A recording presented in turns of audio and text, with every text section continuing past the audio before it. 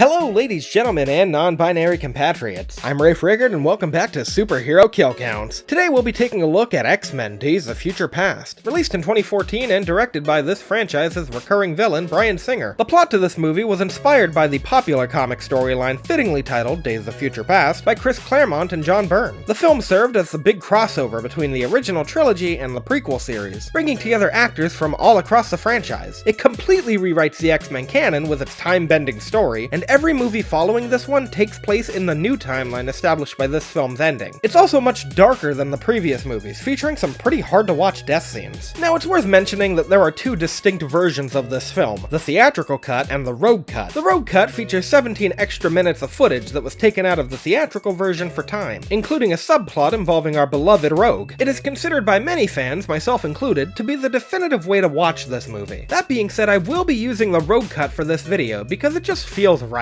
How many kills will take place in that extra time? Let's find out. The movie begins with some classic Patrick Stewart narration in the apocalyptic not-too-distant future of 2023. Mutant kind has been nearly exterminated by Trask Industries, a weapons company responsible for creating the Sentinels, powerful robotic assassins programmed to eliminate all mutant life. As the professor explains all of this to the audience, the camera passes through a mass grave that is very difficult to see in this lighting, but I believe I can make out 16 bodies in piles and 15 more being dumped from the back of a truck. As a young mutant traverses through the carnage, they uncover an X-Men uniform buried in the dirt before being killed off screen. After our title sequence, we see a ragtag group of mutant survivors known as the Free Mutants are in hiding when the Sentinels attack. Among this group are OG trilogy characters, such as Iceman, played once again by Shawn Ashmore, who's rocking a pretty sweet beard this time around, and Shadowcat, with Elliot Page reprising his role. It would only be a few years after this that he would portray Vanya Hargreaves in the Netflix adaptation of The Umbrella Academy. Gotta get those comic credentials out of the way while we can. The rest of the team consists of the group leader Bishop, a mutant who can absorb energy, our old friend Colossus, Blink who can create portals, Warpath who has enhanced senses and strength, and Sunspot who can harness the power of the sun without even having to yell flame on. As Kitty and Bishop make a break for it, the other mutants play defense. Unfortunately, they're no match for the mutant killing machines, and it leads to a horrendous one-sided massacre. It's honestly one of the toughest parts of the movie to watch, while also being a really strong opening. Sunspot is the first to go when he's strangled to death. Colossus gets his head crushed in, Iceman is broken and shattered to pieces, Blink is impaled, and Warpath is taken out by their energy beams. The Sentinels make their way to Kitty and Bishop's location, and then they just disappear. Wait, what? Okay, so what happened is Kitty has apparently developed the ability to transfer a person's consciousness back in time. Don't ask. When she and Bishop ran off, she projected future Bishop's knowledge into past Bishop's head, so that he could warn them of the Sentinel attack and make sure it never happens in the first place, essentially erasing that timeline. So even though those kills technically never happened, they still happen. Confused? Good. As we transition through a futuristic Cerebro showing mutants from all over the world being beaten and arrested, we do see one mutant get executed very quickly. Professor X is able to locate Kitty, and the X-Men are reunited once again. Well, the X-Men and Magneto, who's joined forces with Charles in order to save the mutant race. The Free Mutants have a wall of allies who were lost over time, and while I'm not going to be counting any of these people because we never got to know them, we do see Pyro's lighter in the center, which is enough of an implication for me to add him to the count. While the group settles in, Professor X and Magneto explain to the Free Mutants just how the world came to be this shitty this fast. The Sentinels were developed in 1973 by Bolivar Trask. When word of his anti-mutant agenda spread, Mystique tracked him down to the Paris Peace Accords and killed him. As a result, she was captured and experimented on. Using her DNA, the Sentinels were given the ability to adapt to any mutant power and exploit their weaknesses. And as they say, the rest is history. Charles's plan is to have Kitty send his consciousness back in time to convince Mystique not to go through with the murder, thus erasing this timeline for good. Kitty explains that 50 years is too big a gap, and even the most powerful mind in the world would snap under the stress. It would take someone who has the ability to instantly heal themselves to survive this. Well, if only you had one of those. Oh wait, you do! Logan volunteers to make the trip, and Charles and Eric give him his instructions. Find their younger selves and convince them to stop Mystique together. Bobby and Kitty say their goodbyes and share a kiss. Interesting to see that they ended up together after all. Logan straps in for his journey, and Kitty tells him to think happy thoughts. Wouldn't want those claws coming out and creating an entirely new subplot now, would we? Logan wakes up in 1973, evidently just after some mutant mookie. As he gets dressed, he's interrupted by 3 enforcers of his current employer, whose daughter is the one in the bed. They're in the mood for some wrestling, so Logan pulls out those gnarly bone claws. They riddle him with bullets, and I've always loved seeing him push the bullets out of his chest with ease. Put that on r/oddly satisfying. He, of course, starts stabbing and slashing, but I'm not gonna count any of these men as dead, because Logan specifically says they're gonna wake up in the hospital, and from what we do see, I wouldn't say any of the blow blows are lethal if they get the right help. Logan steals the Enforcer's car and proceeds to the mansion. Meanwhile, Trask is presenting his idea for new mutant surveillance weapons known as Sentinels, and is trying to get funding from Congress to produce them. The higher-ups chew him out about his insane ideas, and we get cameos from famous X-Men comic writers Len Wein and Chris Claremont, whose cameo I forgot to mention in Last Stand. Sorry. Across the ocean in Vietnam, a platoon of mutant soldiers are planned to be shipped off to Trask Industries by a Major William Stryker. Oh, this bitch again. Mystique fights off a couple of his men with the help of other mutants such as Ink and even fucking Toad, and she's about to kill him when Havoc blasts the two of them apart. Honestly, you should've let her do it. Would've saved us all a lot of trouble. She gets them onto a plane heading back to America and stays behind to further her Trask-killing plans. At the mansion, Logan is surprised to meet a hairless Hank. He teases him and pushes his way in to find the professor. With the beast unleashed, he knocks Logan around a bit until Charles walks out to see what all the commotion is about. Get off the bloody chandelier, Hank.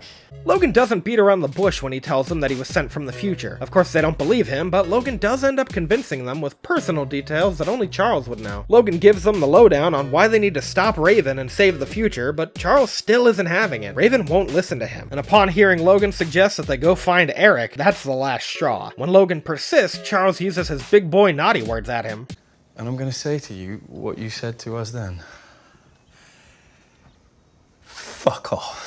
Well, actually, Charles, he said go fuck yourself. Maybe if you watch Superhero Kill Counts, you would know that. Charles skulks off to wallow in his own misery, while Hank explains why he's such a gloomy Gus all of a sudden. After the events of First Class, many of the students and teachers of his newfound school got drafted into the Vietnam War, leaving him alone and causing him to spiral into depression. As a way to lessen his pain, Hank modified his serum and actually succeeded in suppressing mutant powers temporarily. So while Charles has the ability to walk again, he can't access his telepathy. Hank takes small doses to keep him hot, but Charles ended up becoming addicted and even more closed off. After reminiscing about his time with Raven though, he does agree to help. The first step is to get Magneto, but he's being held in a maximum security prison cell beneath the goddamn Pentagon, so that's gonna be a little tough. In 1963, he was implicated in the assassination of President John F. Kennedy, and convicted because of the magic bullet theory. I can't make this shit up. The three of them have no chance of pulling off the greatest prison break of all time, so they decide to call in some reinforcements. Logan says he knew a guy who can get into anywhere, and as the gang heads off to meet him, Mystique breaks into Trask Industries headquarters. It's here that she uncovers autopsy pictures of mutants that were killed in Trask's experiments, which include Azazel and Angel Salvador. She also manages to get a copy of his itinerary, so she knows exactly where he's gonna be. After tracking down Logan's associate, the trio find themselves at the Maximoff residence. We get a nifty little reference to Scarlet Witch. Go upstairs and bug your sister.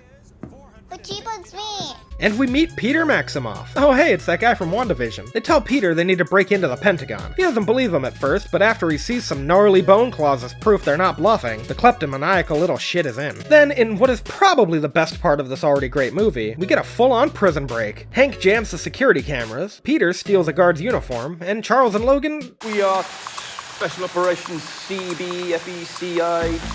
Look. Well, they're there too. And can I just say that this is the best James McAvoy has looked in any movie he's ever been in? Call him James Snackavoy. Peter frees Eric from his cell and even tells him who his least favorite MCU villain is. Whiplash. They make their way to meet up with the others, and we get our first hint about Peter's true parentage. They told me you control metal. Hey. You know, my mom once knew a guy who could do that. At the rendezvous point, the gang is surrounded by security guards. Eric tells Charles to pull out his freeze everybody ability, but he doesn't have his powers. So Eric decides to handle this in a much bloodier fashion. Or at least he would if Quicksilver didn't have to steal the goddamn show with the absolute best scene in the entire franchise. Like, seriously, you would be hard-pressed to find somebody who doesn't think this scene is a masterpiece. They shot this scene using some pretty impressive trick camera work. By using a high-speed camera that filmed the environment at roughly 3,500 frames per second, they were able to film Evan Peters at a normal speed and then edit it all together in post. With their opposition down, they make for the exit. After saying goodbye to Peter, they board their flight to Paris to stop Raven. On the plane, Charles and Eric get to hash out their feelings for the first time in a decade, and it's honestly just two great actors delivering some of the best performances I've ever seen in a comic book movie. You abandoned me! You took her away and you abandoned me! During Eric's turn to yell, he mentions Azazel and Angel, but also mentions that Emma and Banshee were killed by Trask, so I think we should add them to the count while we're at it. After everyone calms down, Charles and Eric attempt to bury the hatchet over some alcohol and a game of chess. Eric explains to Charles that he didn't kill JFK, and that the bullet curved because he was trying to stop it because, and I shit you not, JFK was a mutant. This fucking movie. At the Paris Peace Accords, Mystique is impersonating a Vietnamese general, and during Trask's presentation, he unveils his first step in the creation of the Sentinels, a little beepy boy that acts as a targeting system for mutant DNA. He turns it on and Raven feels absolutely called out. After she fends off her captors, she grabs a gun and aims it at Trask, and just in time for that pivotal moment, Charles, Eric, Logan, and Hank enter the room. Stryker tases Raven, but Eric gives that smarmy dick what he deserves. Unfortunately, this is where everything falls to shit. Logan sees Stryker and begins freaking out, causing his claws to come out and slash Kitty before Eric restrains him. Speaking of Eric, he decides the easiest way to change the future is to kill Raven before her DNA can be harvested. What a good guy. He ends up shooting her in the leg as she escapes out a window, and Hank goes full-on beast to stop him. That just leaves the powerless Charles to snap Wolverine back into reality. You're on acid. Somebody gave you really bad acid. Yeah? After Raven makes her escape, Hank nearly drowns Eric before he's tied up and gawked at like Quasimodo at the Feast of Fools. Everything has gone wrong. So wrong, in fact, that the news has spread to the White House. I just think it's hilarious that Nixon has them pause the tape recorder so they can discuss what to do next, implying that the missing 18 minutes of the Watergate tapes were spent talking about escaped fugitive Eric Magneto Lencher. As a result of this incident, Nixon takes up Trask's offer for protection and commissions the Sentinels to be built. It didn't take long for Charles and Eric to have another falling out, so Eric is now visiting Mystique and trying to convince her to join his war one more time. But she's her own woman now and she don't need no man. Also, you kinda shot her, dude. Killing one man isn't enough. It never was for you. Back at the mansion, Charles' serum is wearing off. Logan convinces him not to take another dose, and he lets his powers return. They dust off Cerebro, and now it's Charles' turn to contact Raven. Or at least it would be if he didn't become instantly overwhelmed by hearing everyone's thoughts at once, causing him to blow out the power. He tells Logan that they sent back the wrong man, and Logan fills him in that he wasn't the original candidate. He can't reason with Charles, but he does know someone who can. Logan asks Charles to peer into his mind, and after he trudges past all the horrors that Wolverine has endured, he finds what he's looking for. A telepathic link connects the younger Charles Xavier to the older one. Charles. He delivers a rousing speech of heroism to his younger self, convincing him to hold out hope for a better future. All is not lost just yet. After snapping back, he decides to give Cerebro one last try. Charles contacts Raven at the airport and asks her to come home, but it works about as well as it did for Eric. Later that night, curious Hank can't help but ask the question that we would all want to know in this scenario. In the future, do I make it? No. And you know what? I am gonna add Beast to the count because we met him in a previous movie and we were just informed of his death, and that's enough for me. As he watches some Star Trek, and a news broadcast stating that Trask is going to be showcasing prototype Sentinels in Washington, D.C., he hears someone outside the door. After investigating, he finds that Raven has finally come home. They have a little chat, and it's nice to see a bit more of their relationship development. I think Nicholas Hoult does a great job playing the lovesick loser type. Just don't tell him I said that. I could do without the bluest PG-13 sex scene in cinematic history, though. Later that night, Mystique ends up destroying Cerebro before running off again. In the future, Kitty is losing blood fast, and there's only one person who can help her. Bobby suggests they go find Rogue and transfer Kitty's powers so she can get help. The only problem is that Rogue is being held by Trask Industries in the X Mansion. They put together a rescue squad and Bobby and Kitty share one more heartfelt kiss. Please just bring yourself back.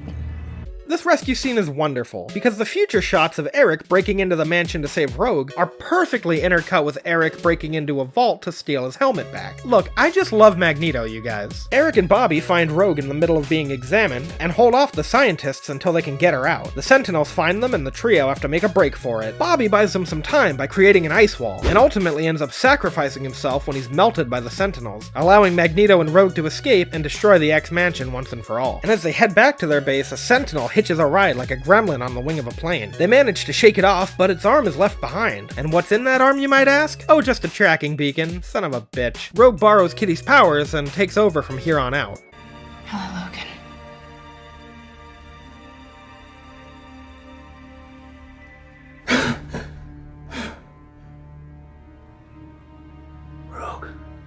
As the group come to realize that Cerebro is out of the question, they have to go off the hunch that Mystique will be in DC during Trask's presentation. They arrive at the event, which Charles gets them into by using the old Obi-Wan Kenobi method, and I find Logan's reaction to the metal detectors not going off to be absolutely hilarious. You're not a metalhead just yet. It is nice to see Charles fit in with the other veterans.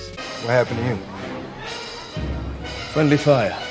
But there's no time for camaraderie because Raven is out there somewhere. I admire this movie's choice to make Nixon one of the villains. The biggest missed opportunity in X-Men Apocalypse is that the X-Men never kicked the shit out of Ronald Reagan. As the final act ensues, we'll be transitioning between the past and future quite a bit. I'll do my best to make sense of it all, but just try to bear with me. Charles is able to stop Raven before he shoots her shot, and all seems to be going to plan. Until Magneto drops an entire stadium on the event, trapping Charles and activating the Sentinels. The President is taken to a panic room, and Mystique manages to weasel her way in there with him. In the future, the Sentinels have located the Free Mutants base. With Wolverine still needing more time, the other mutants play defense. And unfortunately, I think we all know how this is about to go down. They manage to fend off a couple of Sentinels, but Eric is gravely injured in the process, putting him out of commission for the rest of the fight. This distraction causes them to put their guard down for a second, but they should have known that this is when the killer comes back for one last scare! And to prove that, a Sentinel impales Storm through the gut, taking out one of the original X-Women. As more Sentinels show up, Bishop takes on the heat of their blast,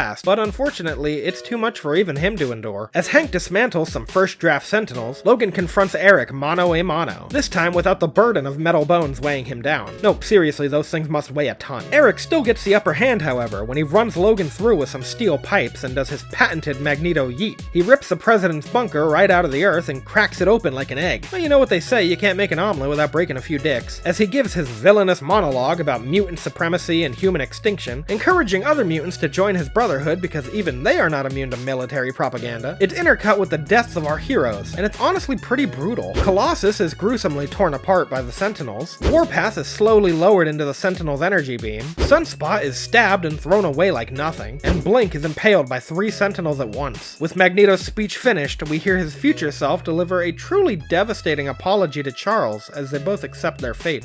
All those years wasted fighting each other, Charles. To have a precious few of them back.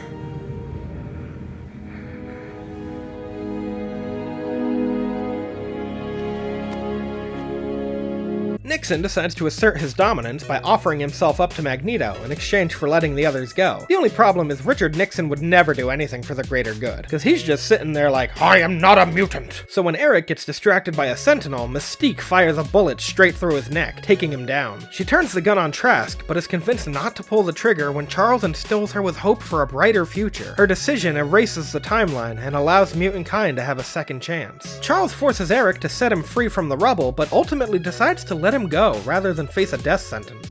Goodbye, old friend. Goodbye, Eric.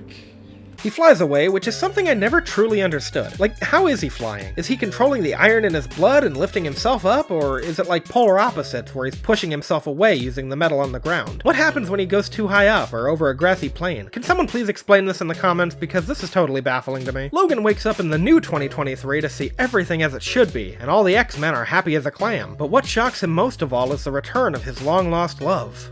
Good to see you, Scott.